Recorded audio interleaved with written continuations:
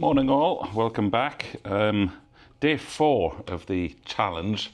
I'm saying challenge, I've just had breakfast downstairs in this hotel.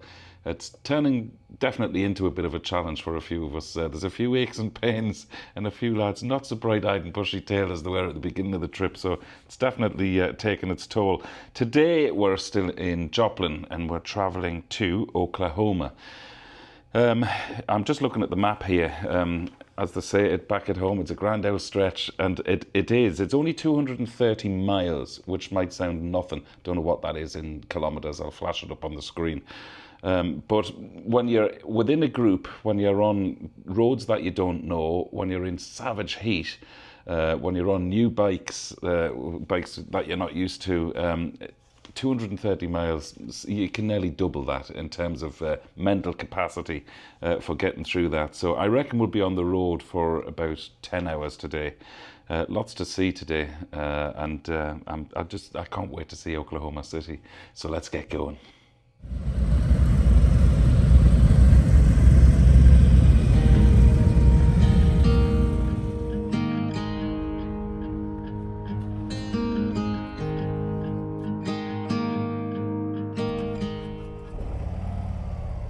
It's like starting up an aeroplane, where for a split second you're just not sure if it's going to work. This is the best part of the bike for me so far, the sound of it.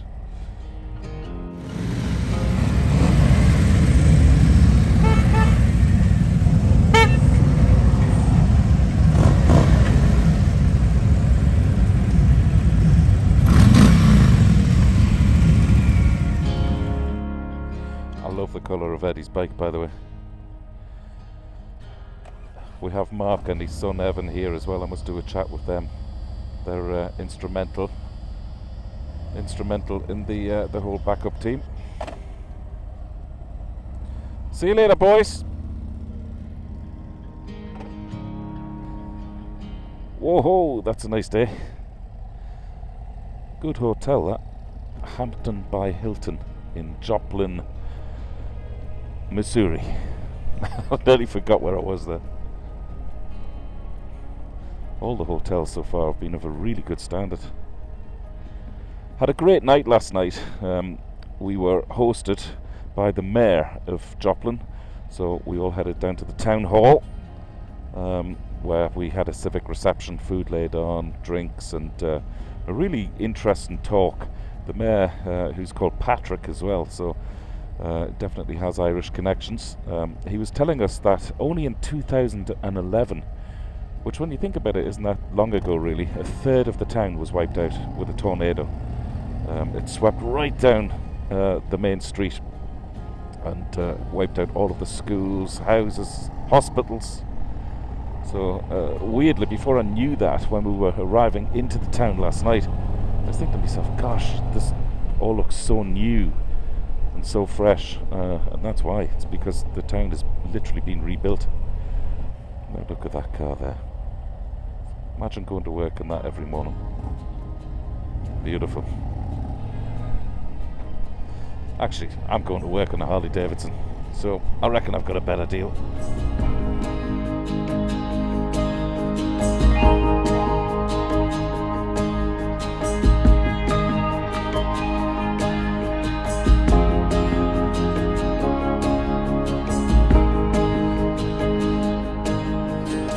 So we're Oklahoma bound today. Really, I've always wanted to see Oklahoma City. I relate a lot of these cities to songs that I've grown up with. Mr. Big, I don't know if you remember them, a band from the 90s. They wrote a song about Oklahoma City, and I still play it in my car to this day. And because of that song, I've really always wanted to see Oklahoma City. Simple as that. Nothing much more to it than that. It's a work of art. And there's myself reflected in the side of it. So it's definitely a work of art now. It's a Harley shop there. They're actually everywhere. Around every corner there's a Harley Davidson shop. Actually, there's 3 things around every corner I've learnt in America so far from what I've seen. A donut shop, a burger shop, and a Harley shop.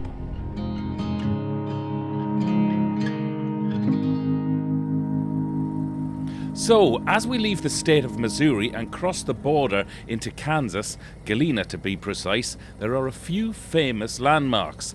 It is claimed that the Pixar movie based one of its characters on the tow truck here, and that's enough of a story for a town to make a few quid again with passing tourists like us. Mater, however, is not all the town is famous for. So this lady here, Anne, knows exactly what this place used to be. What do you know about this, Anne? All I know is it was a brothel. Not again. And the men that went in there never came out, and that's why this is a ghost town. That's all I know. What do you mean they never came out? They were murdered, whatever, I don't know. And we're in Kansas now. Yeah, we've just come over the borderline into Kansas. Galena was named after the lead ore known as Galena, discovered in the area, which sparked a mining boom. At its peak, the town was a bustling mining community back in the late 1800s, filled with shops, saloons and hotels that served miners and their families. So we've now passed through into the state of Kansas, the most famous daughter being Dorothy, of course. But rather than us following the yellow brick road, we're on Route 66. You'd wonder when you see everything looking so new if everything was just destroyed by tornadoes over recent years. And of course that also features in the film The Wizard of Oz. So we are in Tornado Central here now, folks. Not sure I could live anywhere like that. Birds of prey just hovering everywhere.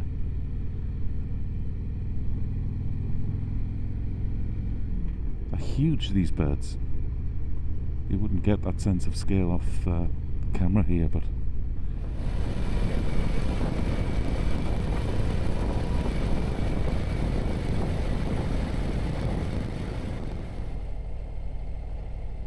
Rainbow Curve Bridge. Built in 1923, it's the last remaining arched bridge on Kansas's stretch of the historic highway, named for its distinctive rainbow-shaped design. This picturesque structure, with its graceful concrete arches, is beloved by Route 66 enthusiasts and is a must-take photo stop.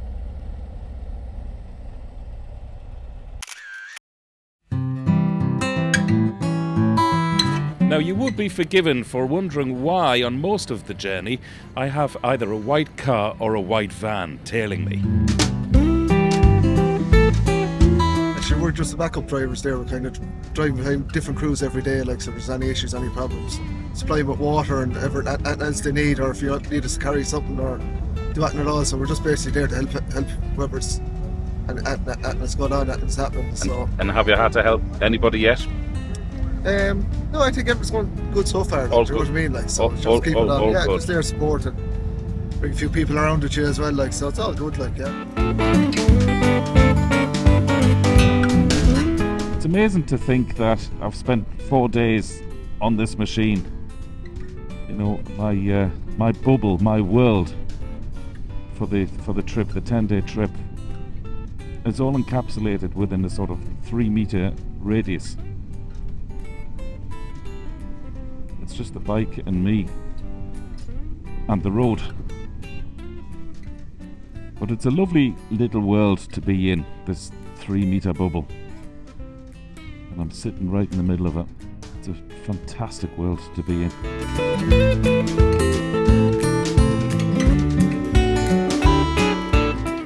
It's been really important to me to actually soak up the scenery and take it in. Make mental memories as well as memories on SD cards. I nearly said film there. That's showing my age. I'll never forget this. I'll never forget it.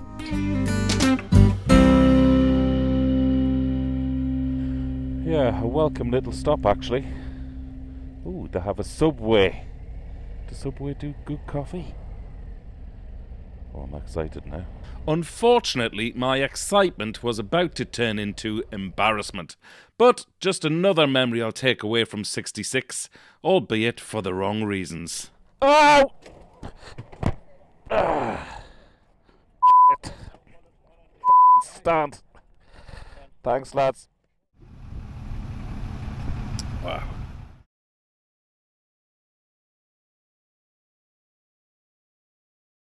So this is the tracker service.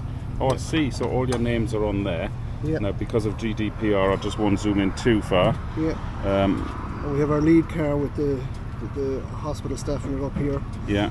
We just go back along the road here now. The mechanic is here as well somewhere. There's a mechanic's van as I was talking about. And we're all kind of grouped around the same time on the road.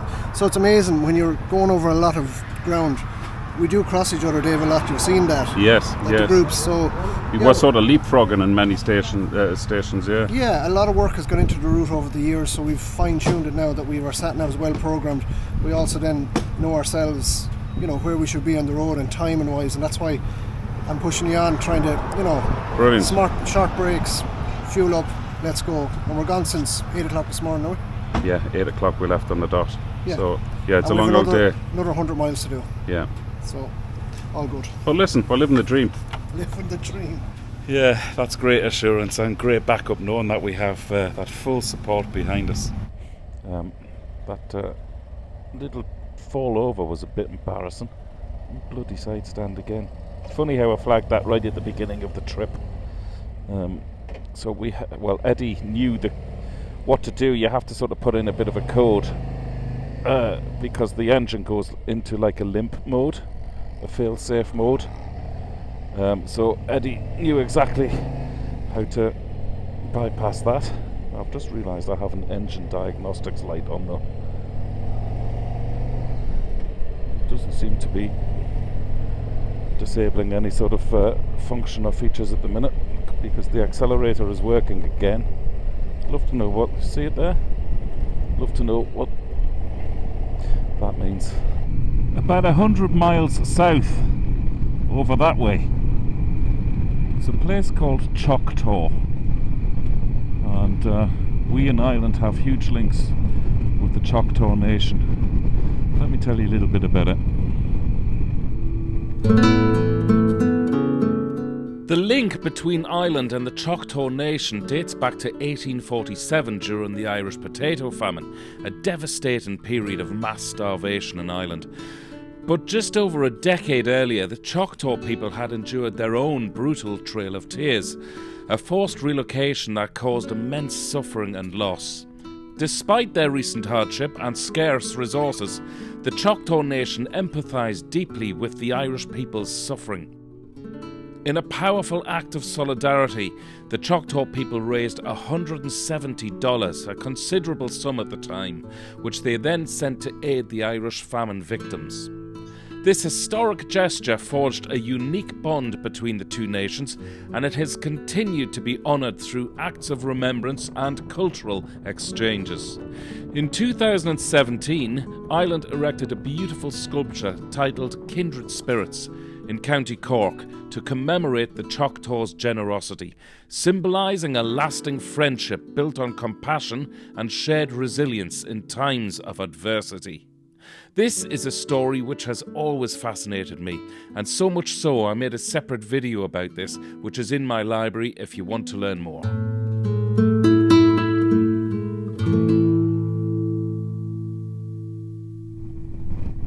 Are any of you lucky enough in life to have that thing which makes you just, want to get up in the morning, want to get out of bed in the morning, something which sort of drives you through tough times, dark times, even through bad days at work, something you look forward to? If you do, then you know exactly what I'm relating to. You know that feeling, because for me it's motorcycles. This morning I woke up in the hotel, and we're in a different place every night obviously. Sometimes, I honestly spend my life in hotels, my life on the road, and sometimes I wake up and think, actually, where am I? What am I doing? What's going on today? And sometimes it'll take me a few seconds just to realise where I'm at. And I woke up this morning and I just thought, oh no, it's too early to wake up. Yeah, I just wasn't in great fettle as soon as I woke up. And then I remembered what I'm doing. And honest to God, I'm so fortunate, so lucky to have, well, motorcycles in my life. Without motorcycles in my life, I wouldn't be doing this. I wouldn't have met incredible people over the last 4 years, including this new bunch of friends. It's just changed my life. I'm 54 years old. At 50 years old, when I got back into motorbikes, you'd pretty much think at 50 you've sort of done all the hobbies that you want to do and met all the friends that you're going to meet. Not for me. It's just like starting life again since I got back into bikes. Totem pole parking. I wonder what we're going to see here then. The clue is in the name. Considering so many people do Route 66 on motorcycles, a lot of these car parks are not biker friendly in terms of the gravel. I'd say there's been a good few slips. Gang here before us. Oh, and there's the totem pole. Rear brake only on this sort of surface, especially when you're turning. Never ever, if you touch the front brake here, you'd be over again. We seem to be munching the miles now, don't we? Yeah. We're fairly clocking them up now, all right, yeah.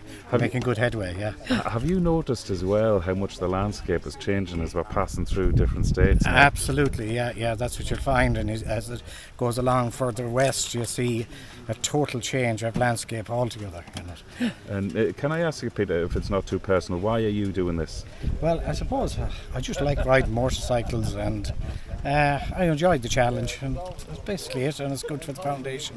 And have you done this before? This is my 8th time doing this. So you're a veteran. Veteran to it, yeah. Absolutely. And even though it's your 8th time, are you still taking something different from it? Absolutely. Every time you see something different along the way, like, you know, you still get lost. I was about to say you could do this blindfolded at this stage. No, you forget some of it too, like, you know, yeah, but absolutely, yeah. It's very enjoyable trip, really, like, you know. And you make some great friends on it as well, you know, along the way. Here. What bike are you on? I'm on this one here. It's a Road Glide. Road Glide, yeah, Road Glide. Yeah. I see you've got slightly raised handlebars as well. Yeah, it's a different riding position, surely. We'll probably be all going around for a week like this. Afterwards. An honest answer here, Peter. What do you think about riding Harleys? Yeah, no, they wouldn't be my cup of tea, as to say. And have you ridden a Harley each time you've done this? No. I did it on a Goldwing, I think, twice, Pan-European, BMW, and a couple of times on the Harleys. The last time now it's all Harleys, really, like, you know. And I have to ask, this is the money question, what's the favourite bike or the best bike you've ever done Route 66 on? A Goldwing is the only one to do it on for comfort. Pioneer and all, yeah, great job. Right, so next time I do this, it'll be a Goldwing. Absolutely. Great to speak to you, Peter. Okay, Dave, thank you. What do you get out of this? I'll be honest, well, you have to be into the bikes. You have to enjoy your bikes and enjoy riding the bikes. And it's even better than to do it for a charity. You know, give it an extra boost. Fair play to you. What do you ride at home? A Honda Goldwing. And how does that compare to a Harley Davidson? There's no comparison, really. They're really comfort. The Goldwing is the king of the road, in my opinion. And welcome to Oklahoma, where we are in Ed Galloway's Totem Pole Park. The park is home to the largest concrete totem pole in the world, which took the owner 11 years to build. Of course it did. Do you see what I mean? It's another typical Route 66 crazy attraction, but nonetheless a great place to have another pit stop. And you just have to roll with this stuff. After all, these places are the needle and thread for the 66 tapestry.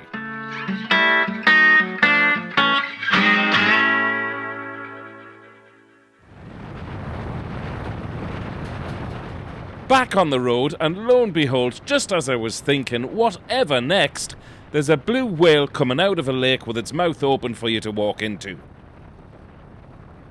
I need a beer at this stage. In fact, I need several. Today has been challenging, to say the least. You have to visit it. You really have to visit this. It's one of the key attractions. In fact, any book you read about Route 66, any sort of YouTube video you watch, you have to pay this a visit. I've done this is my 8th time doing the Route 66 trip with. Why so many times, Colette? Well, it's just such an experience. You couldn't give in after the first time. You just had to keep going. So we missed one out. But my husband has done it 10 times. He started in 2002. So, and hopefully we'll be here again.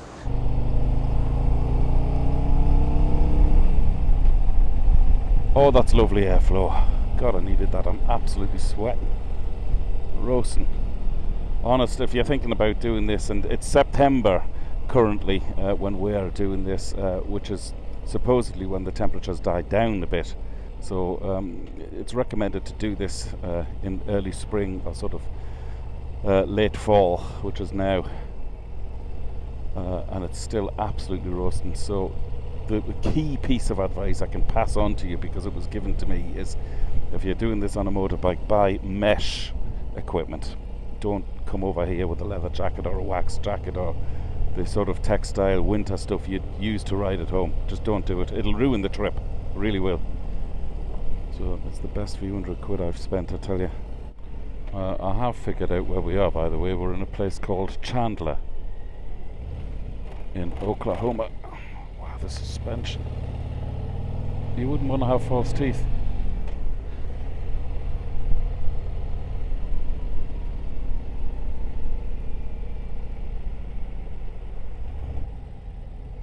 And just like that, it's lunchtime.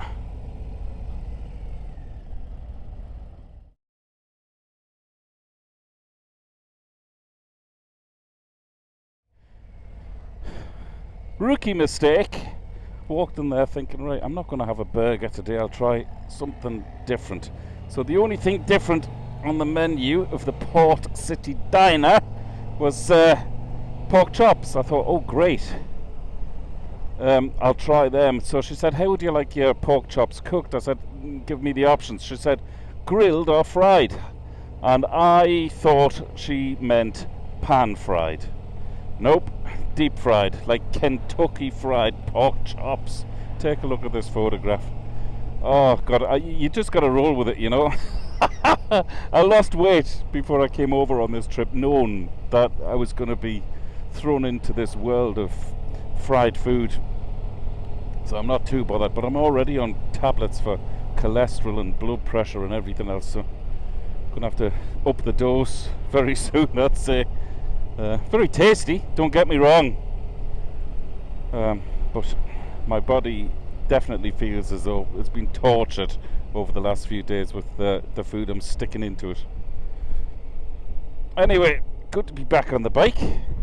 Absolutely roasting. I've taken the base layer off now, so all I have on underneath my mesh jacket is the Route 66 t-shirt. Thankfully they give us all a few of these, because I pretty much had to destroy one last night after wearing it on top of my base layers for the last few days.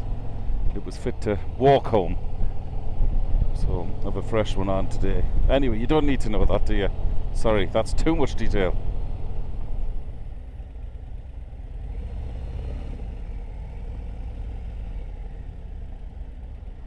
Well, what have we come to here?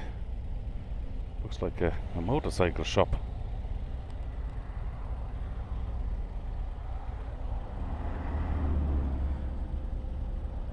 Or a museum. There's Mary still snapping away. How are you, lovely? You getting some good shots today? Yeah. I hope so. I hope so. Plenty of you, Dave. I don't know how to take that. Is that a good thing or a bad thing? It's a good thing. Is it change? Oh, very good. Very Yes. good. Thank you. She flirting with me. Oh no. Okay, I need a day.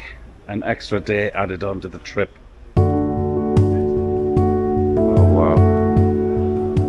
ITAL jet. You see the little motorbike up there? The little ITAL jet in the American Stars and Stripes.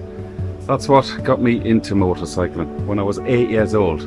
That's the first motorbike I rode. It wasn't mine, it belonged to somebody else, but I sat on one of them, rode it for about 50 feet forward, and then decided, okay, that's going to be me for the rest of my life. How weird that I just walked in here, and that's the first motorbike that I was actually drawn to. That's where it all began. Unbelievable. I'm just telling Tom, I'm just telling the camera, that little ITAL jet up there, Yes. that's what got me into motorbikes. I sat on one of them when I was 8 years old. I sat on one of them, and I knew at 8 years old my life would be about motorbikes because of Mini motorbikes were called at the time. mini motorbikes. That's right, yeah. Those little mini motorbikes are responsible for so many of us at this tender age now, getting us into it. They were different times, weren't they? That evokes so many memories, that bike there. Isn't that great? Unreal. Great to see. Yeah.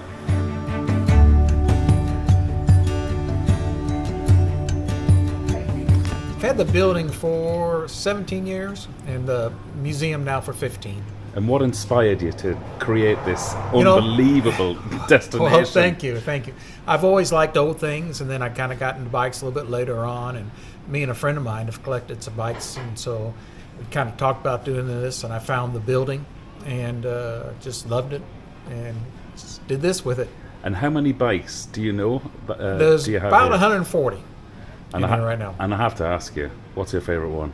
My favorite is probably the Husqvarna, the orange Husqvarna that's never been started, and I just think it's a real pretty looking bike. Yeah. I mean, it's not the most expensive one in here. Yeah. And there's several others that I like, but that's probably one of my favorites. Well, as soon as I walked through your door there, I was drawn to one bike, and it's the little mini motorbike, the ITAL Jet. Oh, yes. Because that's what started me with motorbikes when I was 8 Is it? years old. Yes. And I just looked up, and I'm not kidding you, it evoked so many emotions when I saw that bike. That's what this place is designed to do, of course. It is. And for people, our age, that, Yeah. The real old bikes, Yes. we don't really relate to, but a lot of the stuff that's in here is things that you and I would relate to. So it's There's something kinda what for we're going everybody in here, Yes. childhood included. Yes. So lovely to meet you, Jerry, and Well, thank you. Nice all to the meet you. very best with this place. Well, thank you. Thank It's you. an absolute Appreciate gold it. mine. Thank you so much. And this bike behind me, you might recognise from Captain America. It was built for and ridden in that movie. For all you movie buffs, I recognise it. Of course I do. It's got 2 wheels.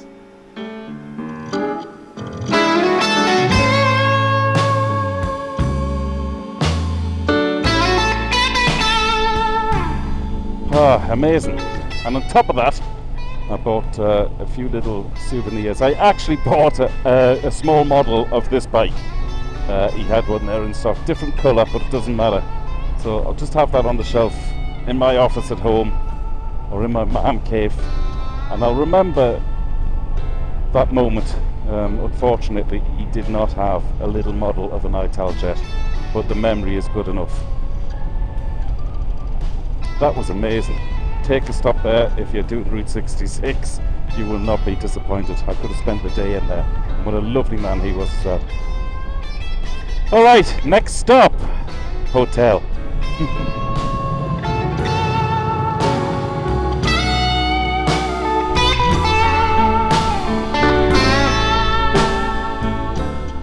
And welcome to Oklahoma City.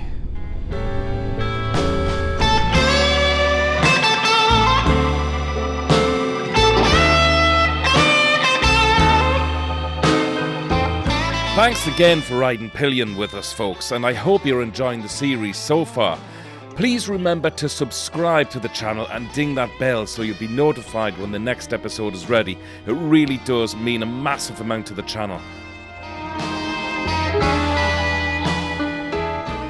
Also, if you'd like to donate to the charity, then all the info is below. But for now, I bid you farewell. Well, until tomorrow.